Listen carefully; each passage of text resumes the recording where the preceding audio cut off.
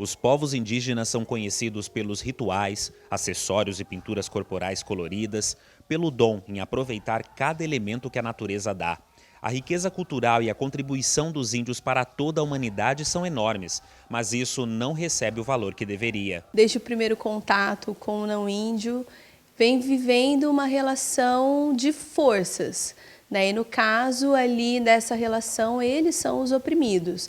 Desde o conflito de terras ao choque cultural, a gente sabe quem é o lado mais fraco, né, desse jogo de poder. Reconhecendo essa realidade, que se repete em diversos países, o Papa Francisco colocou os índios no centro da intenção de oração para todo o mês de julho. Em um vídeo, ele pede por respeito a esses povos.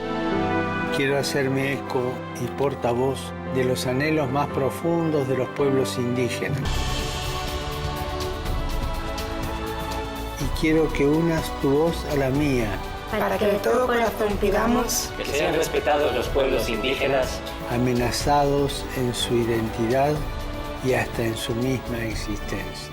Em Maringá, norte do Paraná, a ACINDE, Associação Indigenista, faz um trabalho de assessoramento, defesa e garantia de direitos dos índios. A entidade é a única no Paraná a oferecer serviço de acolhimento aos povos indígenas no meio urbano. Nós temos observado que o número dessas pessoas na cidade tem aumentado vertiginosamente a cada ano. Então isso é reflexo da situação de extrema pobreza e miséria que essas famílias vivem dentro das suas terras indígenas. A associação também acolhe estudantes índios, como o Alexandre, que é da tribo Caingangue. Ele está no penúltimo ano de pedagogia e mesmo na universidade sofre com a falta de respeito. O que a gente leva mais preconceito é quando eles falam assim do índio, quando eles falam assim, não, a gente não vai fazer atividades com o índio. Então, às vezes, a classe mesmo se distancia da gente. A história do Brasil é uma história de eliminação dos índios.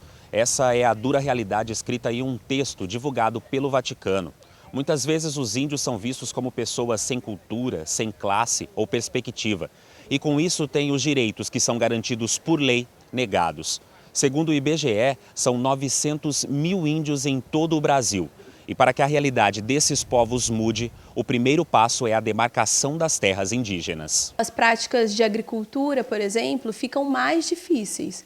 Então, uma forma que poderia ser, de geração de renda ou de própria subsistência, já fica mais difícil ainda em razão do solo que eles estão ocupando.